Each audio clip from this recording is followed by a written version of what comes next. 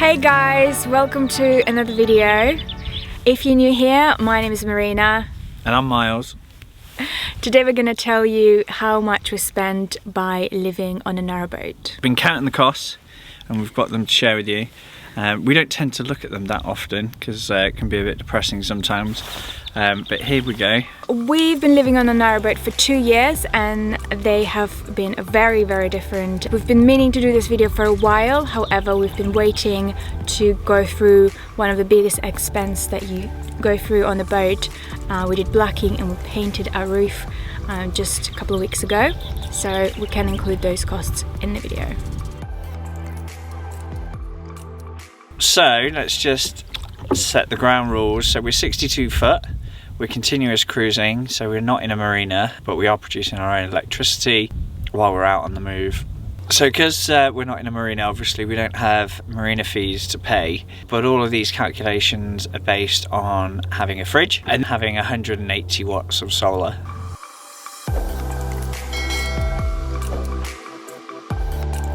For the last 12 months, we were both living on the boat full time and working from the boat as well. So we both work online, and that is also a factor of how much electricity we use.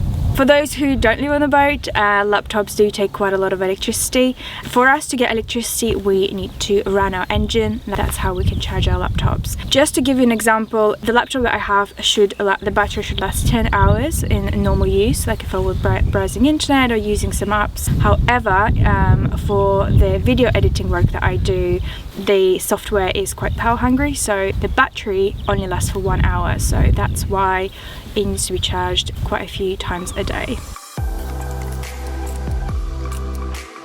Cool, so the first cost in boat ownership is buying the boat. So we had a bit of savings that we put in, but then we also borrowed some money. We get a lot of questions like, can you get a mortgage for a boat? I think you can. However, we got an unsecured loan, which costs us £450 a month for 5 years. But a lot of people might not have this cost if you're looking to buy a boat out of savings, and obviously it depends on what size of boat you get and how much money you put in versus how much you borrow. So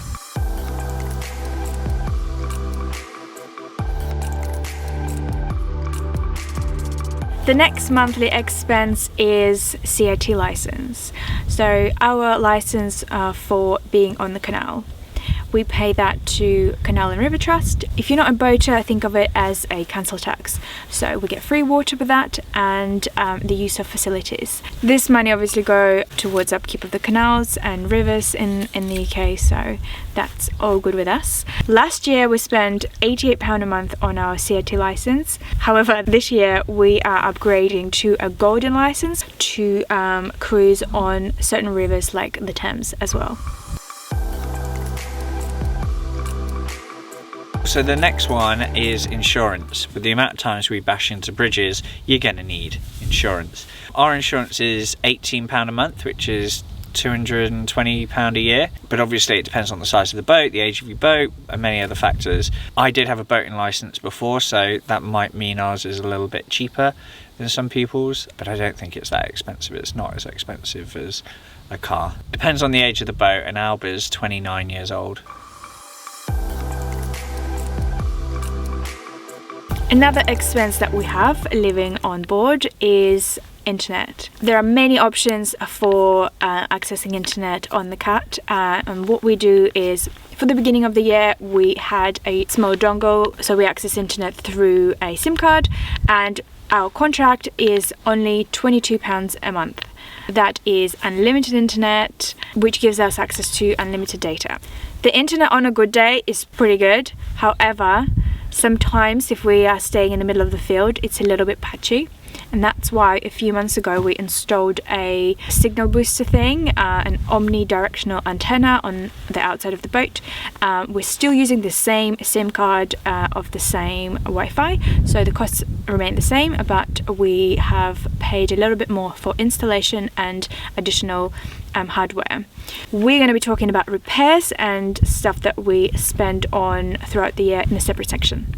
Top tip: have your mobile phone on a different network, so then in case some patchy internet, you can try different network and see which one works best, so we can tether off our phones from time to time as well if we need to. So next up is fuel, and that's going to include gas, coal and diesel. We have a log burner as well. It will also include wood, but we also have diesel central heating, and our shower is also gas rather than a chlorifier, which some boats have, so that all factors in. Gas costs us roughly around sort of £30-35 a month. A gas bottle lasts us a month, and that's pretty much because we have gas for the shower as well, so it's a little bit more than other boaters would spend on gas. And the second reason is because we do our laundry as well, so we heat up, we'll use hot water from the tap, which obviously then uses gas as well. So coal obviously varies from month to month. Particularly in the winter we can go through quite a bit of coal, and then in the summer obviously we probably don't need any coal at all. A bag of coal is usually about sort of £10 to £15, and we go through in the winter a bag of coal every sort of 2.5 days. So roughly averaging out, it probably costs us about £40 a month on coal. So we tend to use sort of heat logs instead of actual logs, which we found to be a lot more efficient. You get a lot more logs for your money, but they're usually about sort of £7 to £8 a bag. So it's the same price as logs, but you get a lot more of them, and they're much easier to store. But all in, gas, coal, diesel and wood for the fire, over the year, obviously some months are more than others, probably averages off about £180 a month. And that includes things like travelling, keeping warm, showers, etc. So it's all of our utilities. And just in terms of fuel costs as well, naturally last year in between lockdowns we went up the Grand Union, down the Oxford, down the Thames and started the K&A, which was about 330 miles. So all of those costs for fuels also include 330 miles worth of travel.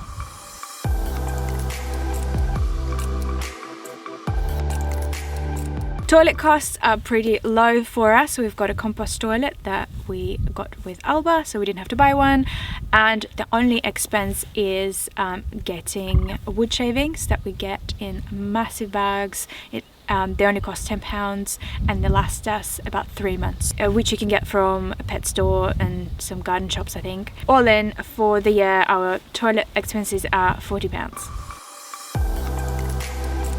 So another cost boaters will be blacking, or narrowboaters will be blacking every 2 to 3 years.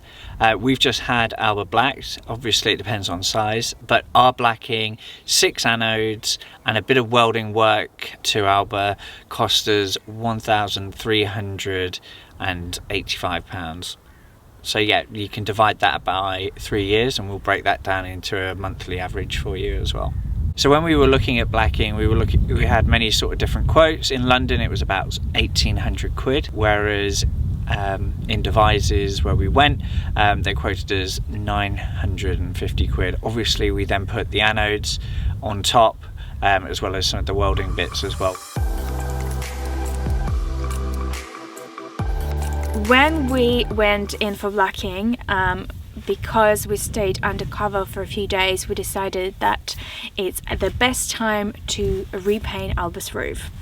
We've never done it before and we didn't know what state of the roof is going to be and how to tackle it. We spend money on paint, on hiring specific tools and some miscellaneous items that you need for painting, like paintbrushes and stuff like that.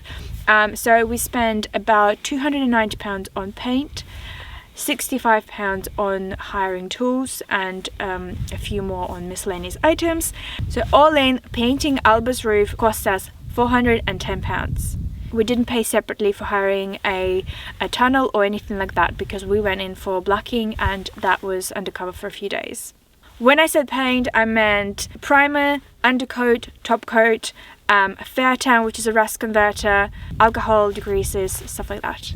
Obviously you don't need to paint your roof every year. We don't know exactly how long it should last. We did a really good job, we hope, because we pretty much taken it to the bare metal, but we've heard that it should last for about 6 to 8 years. So we'll just calculate, split it onto 6 years. Next one is servicing and repairs. Last year we spent £2,600 on servicing and repairs. That included fixing coolant leaks, replacing core plugs, having a full engine service, having the shower fixed and the shower pump replaced. It included a new set of batteries, including fitting as well. Now obviously that's quite a big expense over 12 months, roughly around £220 a month. However, the year before that, so 2019, we spent nothing on servicing and repairs once we'd bought the boat and had it into the yard. It can vary from year to year. It's probably worth having some money aside for those rainy days where you just need to get a professional in to get it fixed. Quite often when something goes wrong on your boat, it's quite a detrimental thing, whether that be your engine, which is your power source, and water pump, lighting, charging, etc. So you do need to be in a position and be prepared to get things fixed. What we tend to find is most of the repairs that we have done on the boat individually aren't that much money. They're quite cost effective. The engineers that we've worked with have been really good and really fair as well. Often a big fear about moving onto a boat is the sort of costs of repairs and things like that. And I know I've just dropped the bomb on how much we spent last year, but on the whole, each one is quite sort of manageable. So obviously all boats are different. They have different water tanks, different type of toilets, different systems. Some expenses that we don't have but other boaters might have, and you might need to think about them if you're moving on a boat.